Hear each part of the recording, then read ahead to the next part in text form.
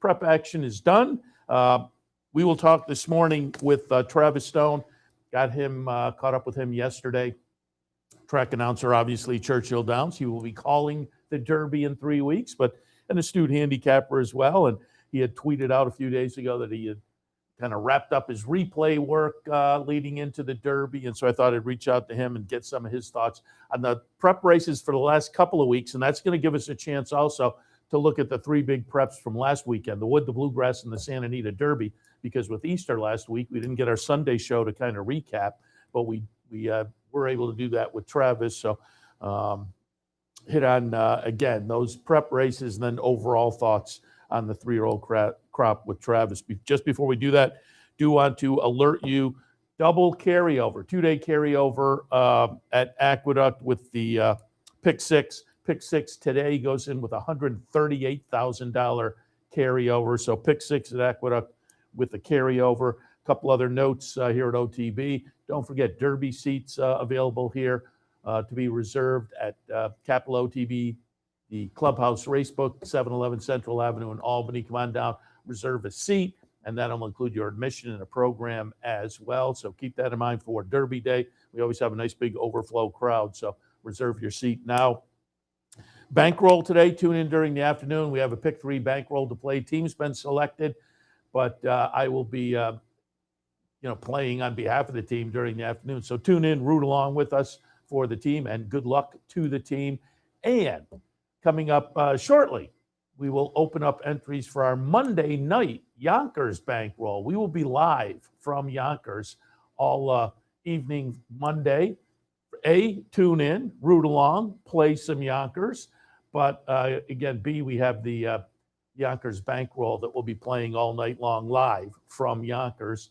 And entries will open up for that, as I say, shortly. They're not open yet, but they will be open shortly. Go to the website, click on the promotions link, and look for that graphic. Fill out your name. We'll select it.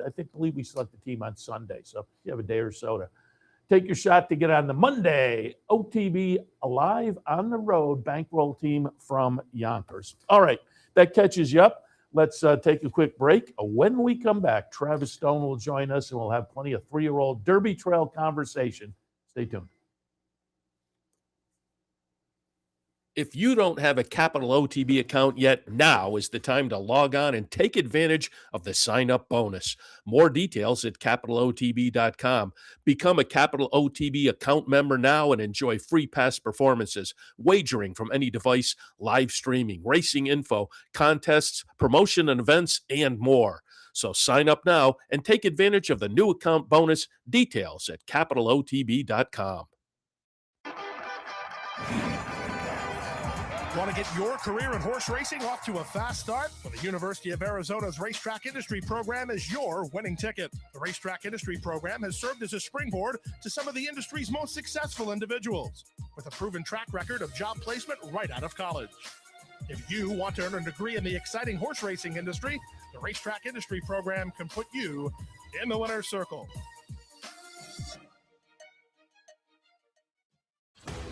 Sometimes it pays to go with the flow, to check your worries at the door, to reconnect with your crew, to follow the thrills and the flavor, to roll with it and see where it takes you, to enjoy every minute to its fullest, and to dance like there's no tomorrow. You can do that here at Rivers Casino and Resort Schenectady, where the good times flow.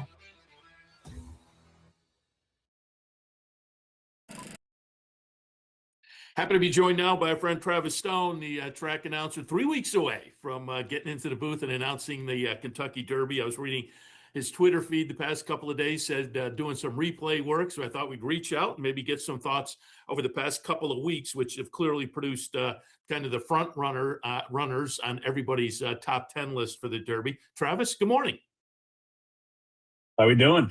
Very good. Happy to have you on board here. And all right. As I say, we're 3 weeks out. What's your schedule look like?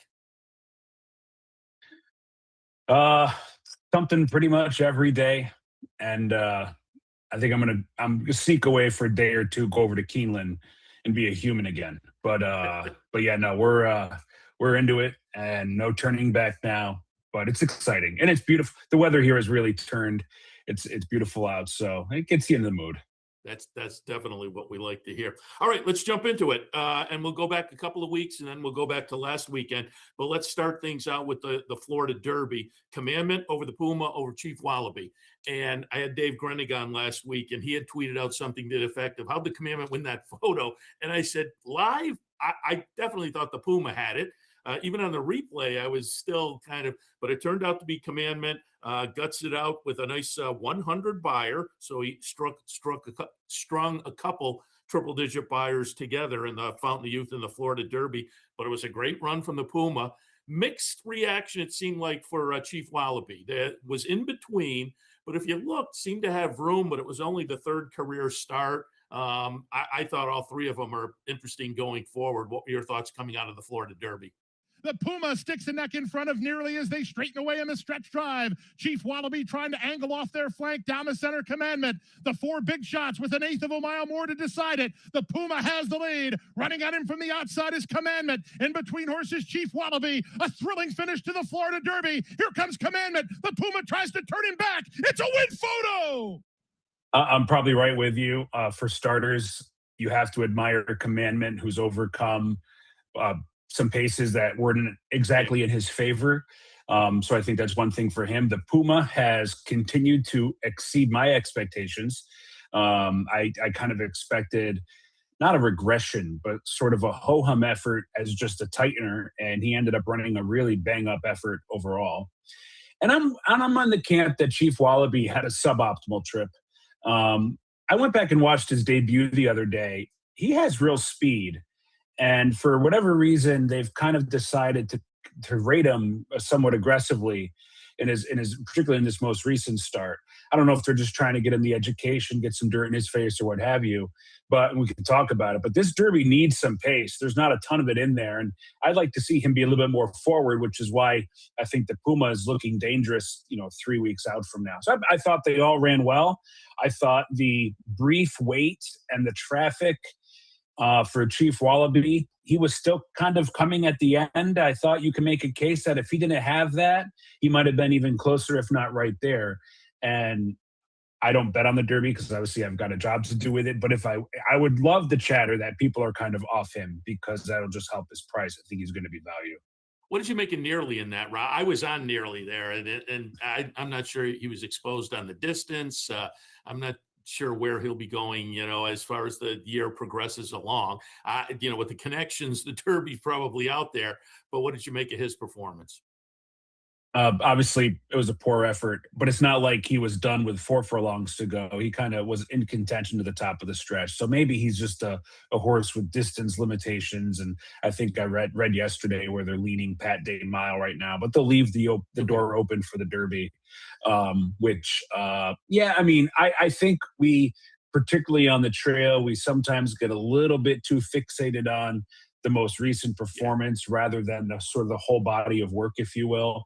But let's be honest, soundly beaten by 3 rivals that figure to be major players. So he's probably would be like in the bottom or third tier of the Derby. Also, a couple weeks ago, the Arkansas Derby, and this was visually very impressive from Renegade. Got it done over Silent Tactic, a 98 buyer. I also like Silent Tactic. Coming out of here, I like the top 2. But again, Renegade with the daylight win certainly comes out of the Arkansas Derby with a lot of push and momentum. What were your thoughts on that performance?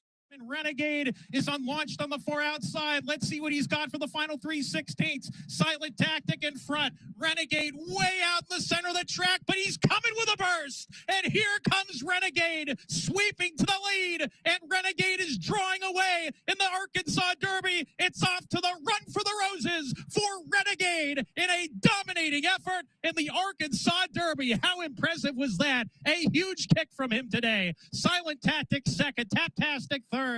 I was there. We went down to Oaklawn for the weekend. We watched that race from just beyond the finish line. And I mean, Renegade was sensational.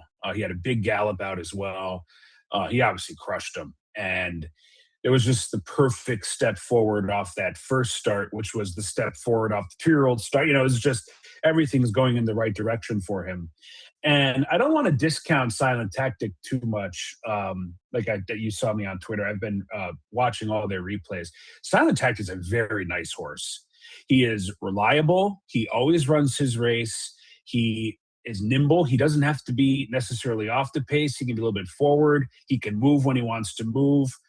And Renegade just throttled him. So I think that ultimately Silent Tactic is probably not quite as good as some of these top tier horses. I look forward to maybe seeing him in, something like the Woody Stevens or the Alan Jerkins later this year. But take nothing away from him. He certainly deserves a chance to give the Derby a go. He will come with a run because he does. That's all he does. He's got a lot of lengths to make up on Renegade and several others. I agree, though. He's an interesting performer for me. Certainly, at least to hit the board in the Derby. But he's very consistent.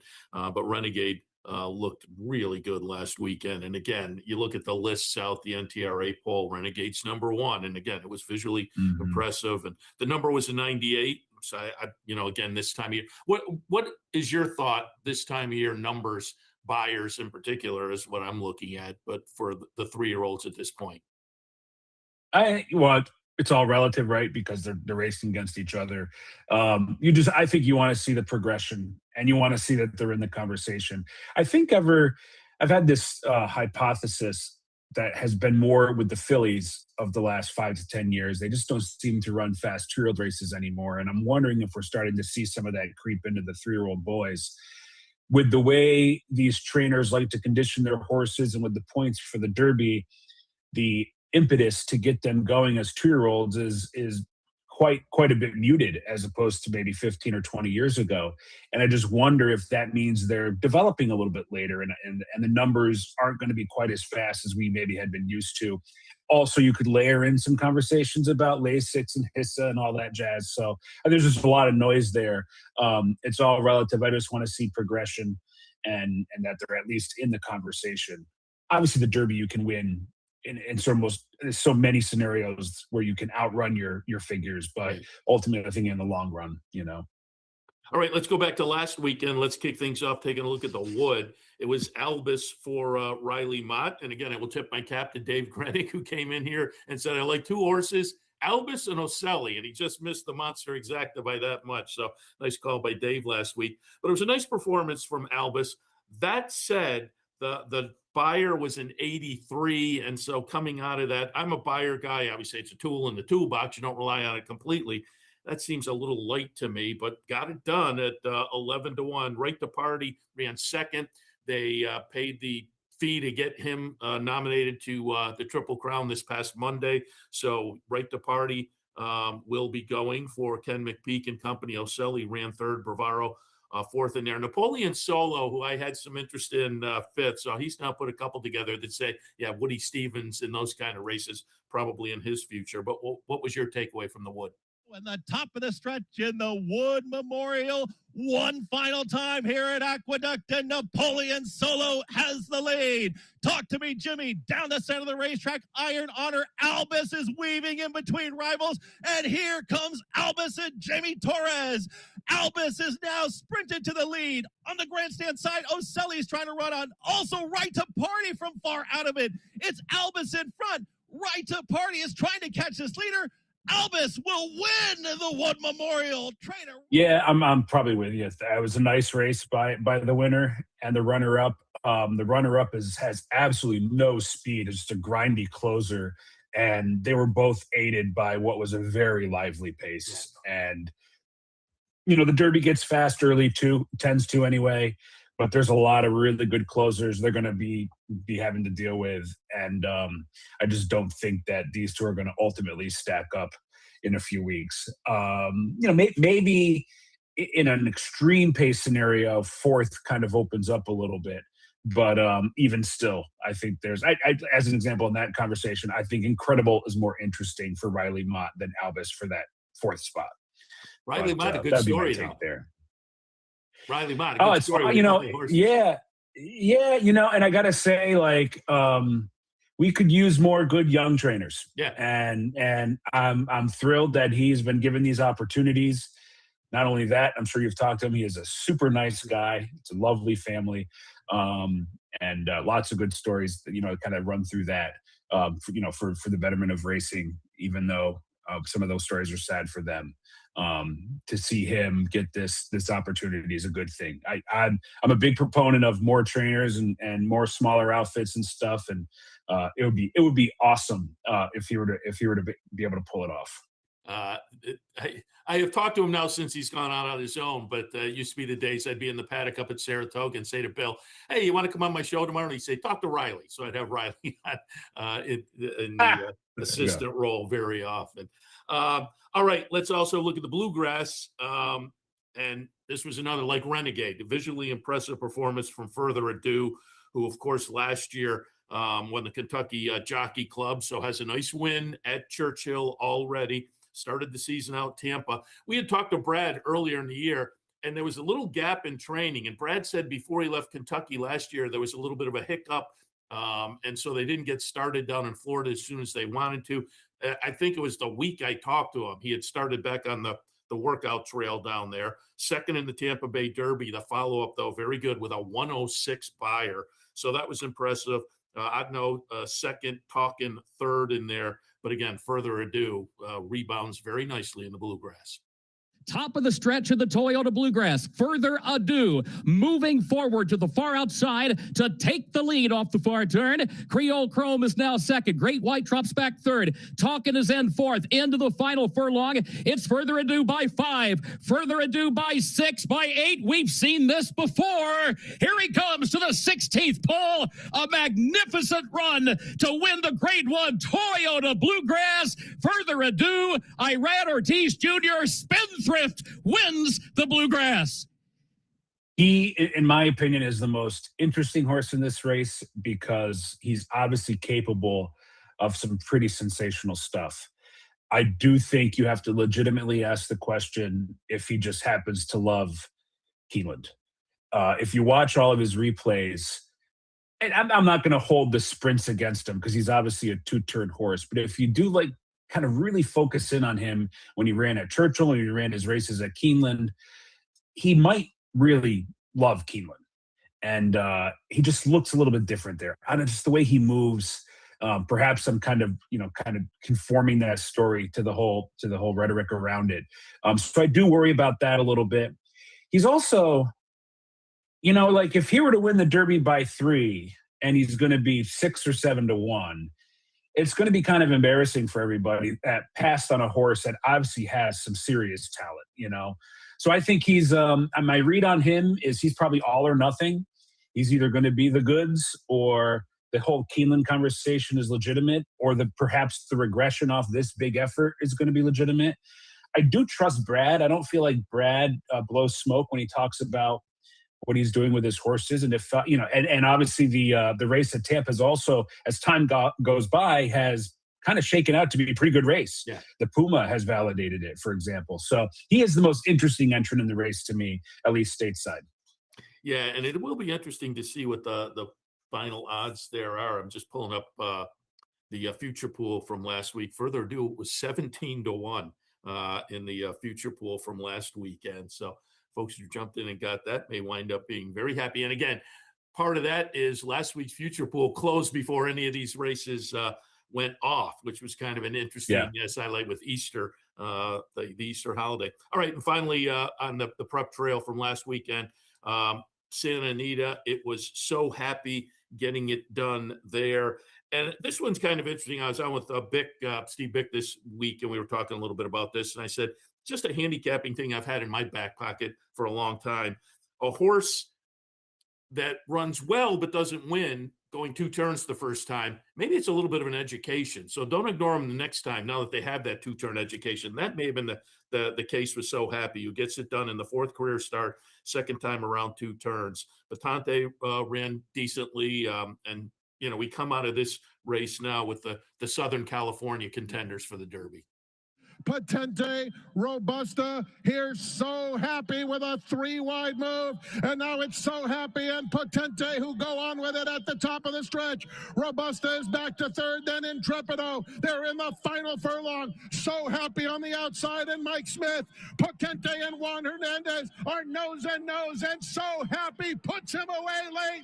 It's So Happy pulling away to win the Santa Anita Derby by almost 3 lengths over Potente. A long way back, Vitruvian Man was third, and Intrepido finished fourth. I would say this. I think So Happy is a nice horse. He's run some very nice races. He's probably going to be a little bit overlooked because so much of the star power tends to be in the Midwest to the East Coast. And I would say don't totally discount him. There's some real talent there. I do question if he is going to love the 10 furlongs. I do question the overall quality of the West Coast races this year. So I'm a little bit dubious there, but I also say that he might get offset with a lack of attention at the windows and actually offer an okay price. And he's also, and we could talk briefly about this, like he's got a good running style for how this race is starting to look on paper. He's not going to be. I was going to bring up that you said on Twitter you had been doing your replays, and it's a lot of closers and maybe not a lot of speed. Yeah. And I had a couple of check marks I wanted to ask you. So Happy has maybe a little bit of pace, and Potente maybe has a little bit of pace as well. Yeah, those two, and 6 Speed, who's coming from Dubai, has real speed. 6 Speed should probably be the leader early. I don't really trust him to get 10 furlongs, but he is not a sprinter toss horse. Like he's more of a middle distance horse. So he's probably going to take them to the far turn. And I think you've got horses like Pavlovian, Potente, So Happy kind of in that immediate second flight. And I just don't, I mean, the Derby is always quick. I don't want to say they're going to go 24-48, but I don't know if we're going to necessarily see like a 22-1, complete meltdown. I'll also mention another one in terms of pace. If you haven't dug up the replays of Danon Bourbon, who won, I think he's 3 for 3 from Japan, Maxfield. They paid nearly $500,000 for it at Keeneland. If you're serious about betting the Derby, I think you got to go watch those replays. A, the horse has some tactical speed, and B, the way he's won his races has been very impressive. And I think he's an interesting contender in this spot. I have a hard time judging the replays on Japanese form because for whatever reason that they tend to get really gapped out. It kind of looks a little bit more so gapped out than what we're used to here in America. But there was his most recent start. He got into a bit of a dogfight and shrugged off the good runner-up and then was ears forward at the wire. Like, I think he's interesting. And put it this way, he's going to be ahead of the 4 shortest price horses, maybe the Puma excluded, in the run around the far turn. And when there's a lot of closers, because I was doing my prep work on my sheet, like the left side for closers is stacked with horses. There's very few on the right side. And that gets dicey. Now you're talking about traffic and wide moves, and now you're kind of reliant on faster paces. And yeah, I feel like I want horses out of that second tier, and Danon Bourbon's one of them. 3 for 3 and got his points in the race in Japan at the end of March. A couple of Japan runners coming. He gets the points in Japan, and Wonder Dean winning the UAE Derby got Mid-East points, so he'll be coming too. And clearly over the past, 5 years or so, Japanese runners have made a lot of noise internationally. So, do not ignore. Yeah, I mean, I think part of it is Forever Young was a generational talent, so we might be overvaluing them from a macro level. I just had a really good Delmar a few years ago in the Breeders' Cup, and there's some pretty good American horses in this Derby, but I don't know how the numbers totally stack up. But that Danon Bourbon, purely from a visual replay perspective, put it this way, I wouldn't want to lose a trifecta of Renegade, Danon Bourbon, random, just because I was trying to be coy or clever. Let me ask you, speaking of clever, do you have any clever ideas? And there were a couple that I kind of put little check marks next to for this conversation. We've talked about 2 of them. Silent Tactic, I think, is potentially interesting at a little bit of a price. Incredible, coming out of the Virginia Derby, I thought, this is one to watch. But there are 2 things. The number 88, maybe a little light, but also the layoff from the Virginia Derby. It leaves me a little bit skeptical there. But another one I think is potentially interesting is Full Effort coming out of the Jeff Ruby. And then Jeff Ruby's been kind of productive in the Derby over the last few years. Yeah, and that's a nice horse, a real nice horse. So he's every race that he runs in, he's got that horse has real ability. I think he's got a huge future on turf. If he takes to the dirt, then he is really interesting. And he's sort of like I put it this way: I think he's a better version of Final Gambit, who did the same thing last year. And he run? I think he ran fourth. Yeah. So yeah, that's one to consider. And Incredible, I'm with you on Incredibolt. The one thing I'll say there is the first race at Gulfstream for him was a complete toss. He obviously was not himself. So he had to step forward in the Virginia Derby, which he did. You'd think that there's one more step forward. And if you're talking about running third or fourth for tries, I think there's far worse horses that you can sort of lean on. Yeah. I'd rather have him out closing Otinho, for example, and some of those types. So yeah, I think Incredible's interesting, but I think Full Effort's a really interesting read. The problem I think with Full Effort is he might get a little bit wise guy-ish. I've now heard a couple of people mention his name as yeah. So I mean, what does wise guy mean? Maybe he's 20 to 1 and that's still fine. You know, Derby gets bet weird. It's kind of sometimes hard to figure out. Well, I'm just looking, and it took a little bit of action, relatively speaking, in the future pool last week, 23 to 1. As I say, relatively speaking, because those odds put him in kind of the top tier there amongst the individuals. So yeah, it took a little action last week. So interesting. Shaping up to be very, very exciting for sure. And as I say, 3 weeks out. And I asked before, what's your schedule? You said you were at the track earlier today. Oh, and I applaud you for going over to Keeneland. If you're in driving distance, you have to make a stop at Keeneland during the season. You mentioned a couple of tracks I've had one visit to over the years and enjoyed both of them, Keeneland and Oaklawn. And I'll ask you about Oaklawn because you're a Saratoga guy too. I tell people all the time, it's very Saratoga-like in that the whole town is into it. It's kind of in a neighborhood like Saratoga, and you go to a restaurant at night, they're talking about the double they played that day. Your impressions of Oaklawn? Yeah, I've been there a few times now. This is my second Arkansas Derby. I mean, the place was hopping. It just was really hopping. And that obviously is a community that loves their racing. And it was a lot of fun. It was cool to see. We had some good weather as well. So I align it very similarly in terms of it's just a community that rallies behind its racing, just like Saratoga does. But Keeneland's pretty special. Yeah. That's a fun time. I mean, the 3 weeks, you gotta get there. You got 3 weeks in the spring, you got 3 weeks in the fall. It's high quality racing so far over the first few days. It's been fun to watch and will continue to be so, including that bluegrass result. Again, asked you the schedule and you said bouncing around, but when does the morning show kick off? It kicks off on the 17th, I believe, 1 week or so. I'll be hosting, I think I'm hosting 4 days. 3 of them next week, and the Monday of Derby week I'll be hosting. And then we start racing Saturday before Derby. We used to run a night card. It's day now because we're running on Sunday as well. They benevolently gave us the night off. So that a little sarcasm there.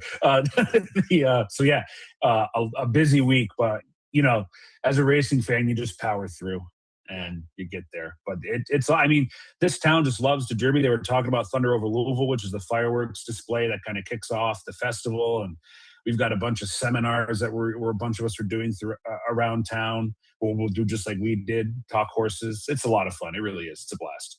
Yeah, very good. Looking forward to it. We've been talking Derby with our Derby show, Derby Deep Dive since the beginning of the year, and we're getting close. So it's very exciting.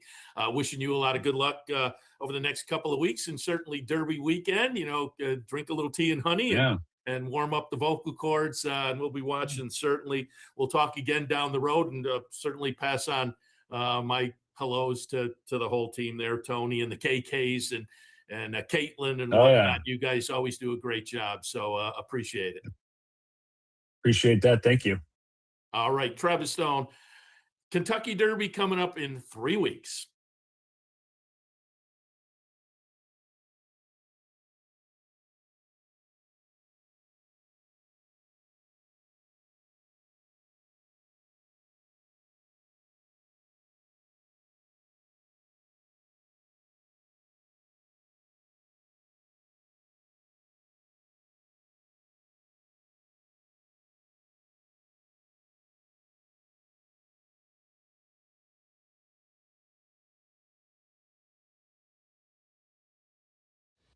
you like free money? Well, Capital OTB gives its players plenty of opportunities to cash in. At Capital OTB, there are so many ways for horse players to receive bonus dollars by simply participating in promotions such as our bankrolls, bounty bets, online handicapping contests, and much, much more. Plus, with Capital OTB's Player Rewards program, you get actual cash back. So what are you waiting for? Log on today at CapitalOTB.com or CapitalOTBBet.com and claim your free money.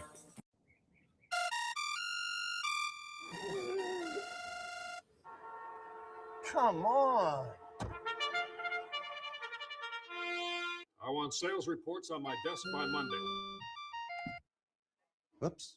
My bad. Love racing? RTN brings you every live simulcast on your home television, plus live video streaming and race replays on your PC and mobile devices. To order, visit rtn.tv.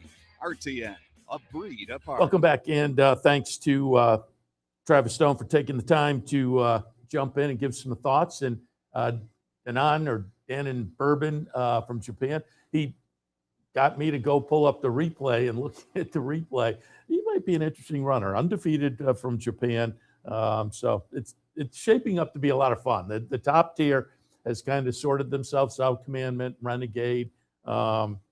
Speaking of which, the latest NTRA poll comes out on Monday, and things did shake up a little bit, obviously, after the 100-point races last weekend. 1 and 2 are the same. Renegade on top and Commandment. Further Ado jumps into the top 10 with his win last week. He was 13 last week, and the win in the Bluegrass moves him to number 3. The Puma moves down 1. So Happy with the win out in Southern California in the Santa Anita Derby moves from 22 to 5. Emerging Market, Silent Tactic, Chief Wallaby, Patente in Full Effort moving out of the top 10. Incredible goes from number 9 to number 11, and Class President, who is at this point having missed a start, maybe unlikely, goes to number 13 from number 4. Albus is number 12 and was not on the list at all last week. So with the win in the Wood, he moved up into the top 12, as it were. So there's your NTRA poll from, again, Monday.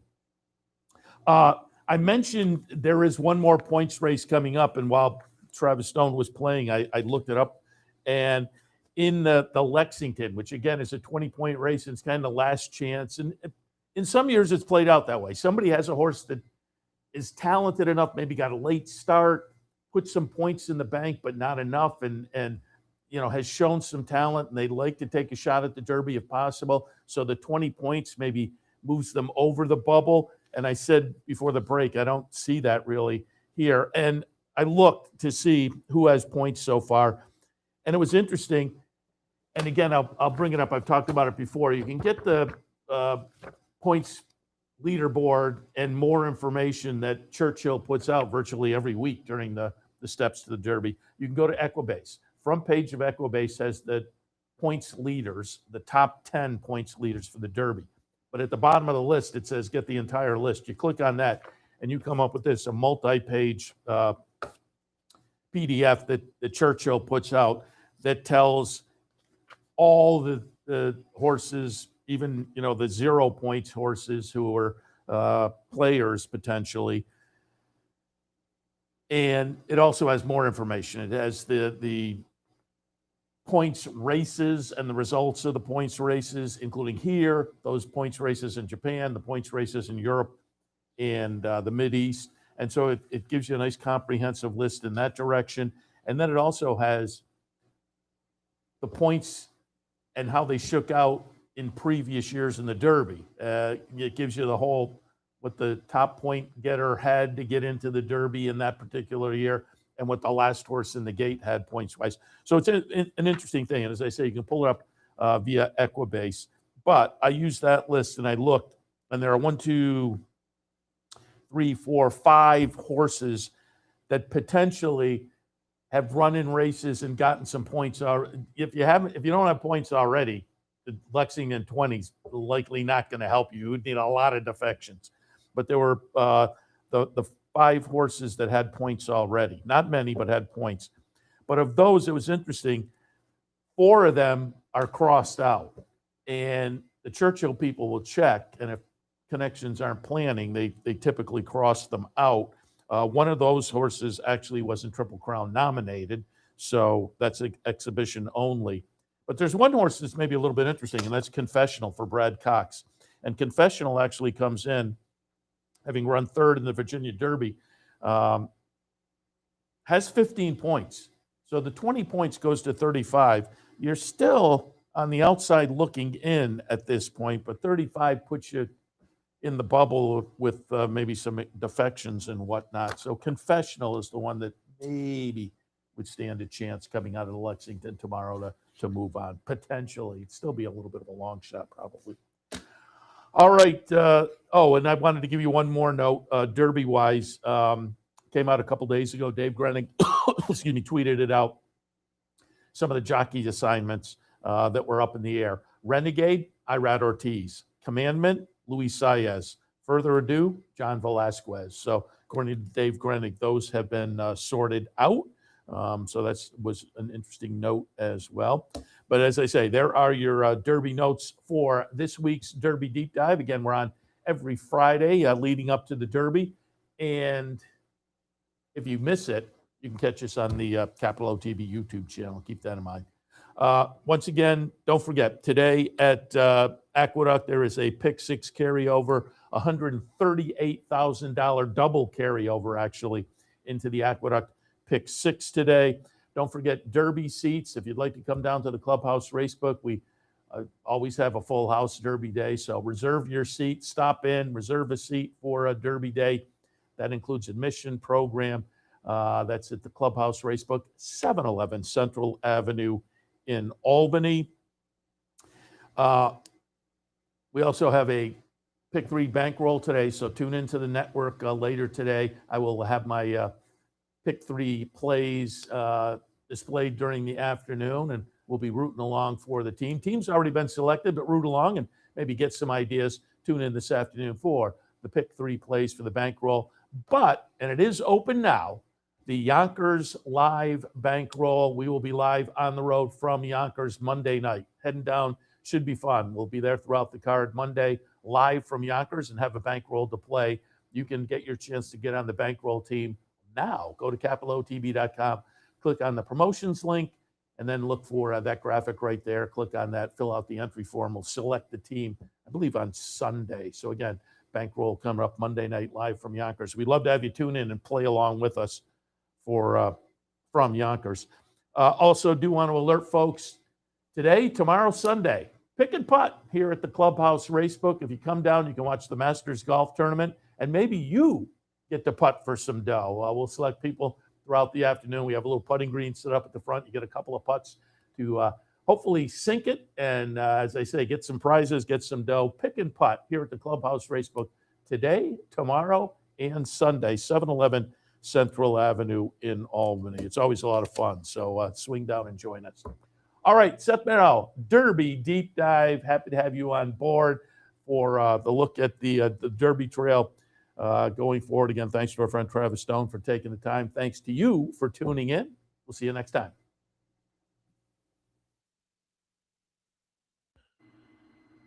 We'd like to thank Gulfstream Park for their sponsorship of this program and some of the other programming and events here at Capital OTB.